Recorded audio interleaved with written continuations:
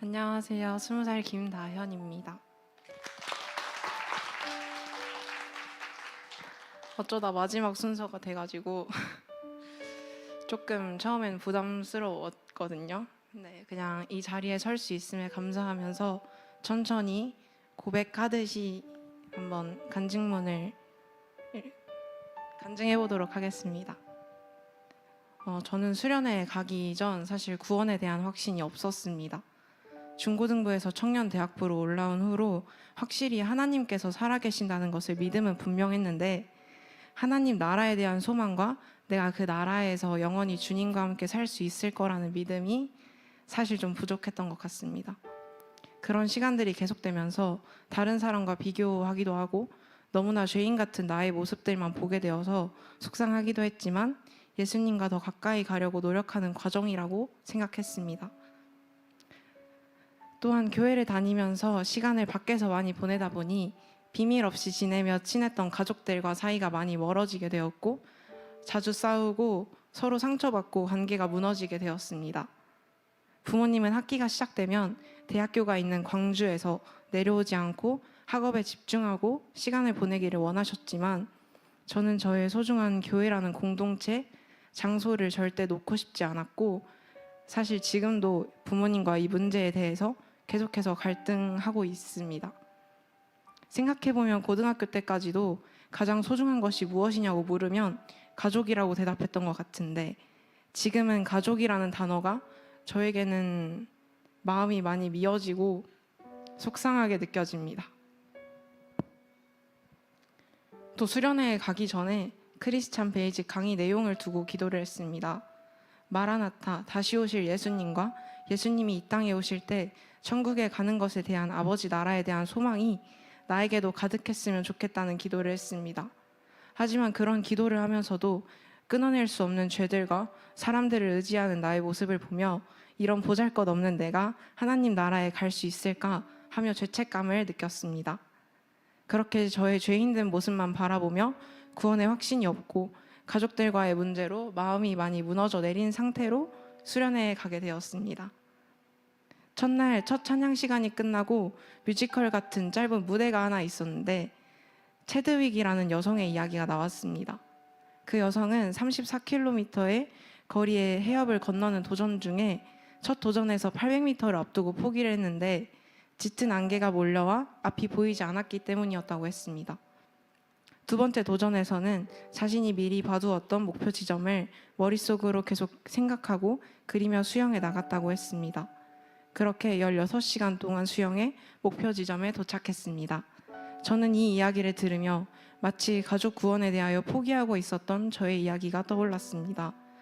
가족 구원은 반드시 일어날 일이라고 믿고 싶어도 도저히 이렇게 나와 갈등하고 있는 부모님께서 예수님을 믿게 될 미래가 그려지지 않고 눈앞을 가리는 안개만 가득한 것 같다고 생각했습니다. 그때 나도 언젠간 주님께서 이루어 주실 일이라고 믿으며 육안에는 보이지 않지만 믿음의 눈으로 그런 미래를 그리며 나아간다면 꼭 가족들이 구원받는 날이 오지 않을까 하는 생각이 들며 조금은 마음이 편해지고 그날을 향해 나아갈 힘을 얻게 되었습니다. 그리고 2일차 저녁에 이정규 목사님의 말씀에서 니고데모가 예수님을 찾아간 요한복음 3장 이야기를 나를 향한 하나님의 사랑과 연결지어 거듭남에 대하여 들었습니다. 요한복음 16장 21절에 여자가 해산하게 되면 그때가 이르렀으므로 근심하나 아기를 낳으면 세상에 사람 난 기쁨으로 말미암아 그 고통을 다시 기억하지 아니하느니라는 말씀이 예수께서 십자가에 달리시는 것을 의미하는 그때에 우리를 사랑하셔서 아들을 내어주신 하나님의 크신 사랑임을 알게 됐습니다. 목사님께서 설명해 주시는 부모의 희생과 사랑으로 태어나 살아가는 자녀들의 생명의 원리가 깊이 와닿았습니다. 거듭남은 우리의 능력으로 하는 것이 아니라고 하시며 이렇게 크신 사랑을 알면 구원받았는지 헷갈릴 수 없을 것이라고 하셨습니다. 겨울에 가족 문제에 대하여 어떤 분과 대화를 나누다가 왜 교회에 열심히 다니고 교회를 좋아하는지 질문을 받은 적이 있습니다. 저는 그때 교회에 오면 내가 좋은 사람인 것 같고 마음이 편해져서 좋다고 대답했습니다. 저의 대답을 듣고 그분은 만약 정말 기뻐할 수도 없을 만큼 고난을 겪는 순간에는 어떻게 할 것인지 물어보셨습니다. 저는 아무 대답도 할 수 없었습니다. 그런 저에게 예수님의 사랑을 묵상해 보면 좋겠다고 하셨습니다. 정말 죽기까지 사랑하셔서 자신을 내어주신 예수님의 말로 표현할 수 없는 사랑을 알게 되면 그 사실만으로도 감사하여서 아무것도 기뻐할 수 없을 때에도 그 자체에 기뻐할 수 있을 거라고 하셨습니다. 전 그 대화 이후에 예수님의 사랑을 묵상하는 시간들을 보내려 노력했습니다. 그리고 교회에 정말 나오기 싫은 날, 이런저런 일들로 마음이 상하여서 교회에 나갈 수 없을 것 같은 날에도 그날의 대화와 하나님의 사랑을 떠올리며 교회에 나와 다시 마음을 치유받고는 했었습니다. 그런 대화와 시간들로 십자가 달리신 사랑에 대한 확신은 있었기에 이정규 목사님께서 구원을 헷갈릴 수 없다고 하시는 그 순간에 사람이 구원을 판단할 수는 없지만 하나님을 향한 믿음과 그 사랑에 대한 확신이 내 안에 있음을 깨달았습니다.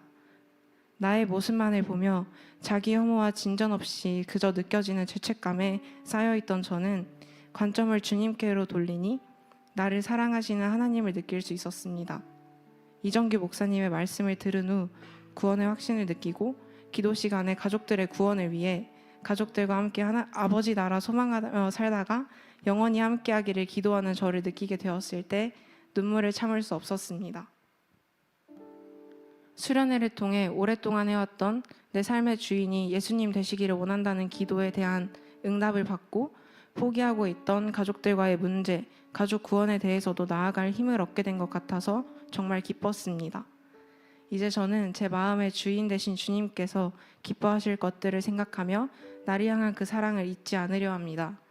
용서하고 인내하며 사랑하셨던 예수님의 모습을 닮아가기 위해 기도하며 학교와 가정 등 삶의 자리에서 증명해 나가려고 합니다.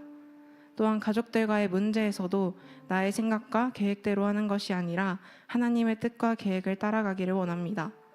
하나님께 문제를 해결할 지혜를 구하며 더 하나님과 가까워지기를 가족들이 예수님을 믿는 그날을 믿음의 눈으로 그리며 나아가려고 합니다.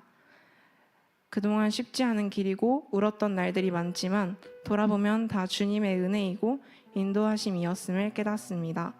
들어주셔서 감사합니다.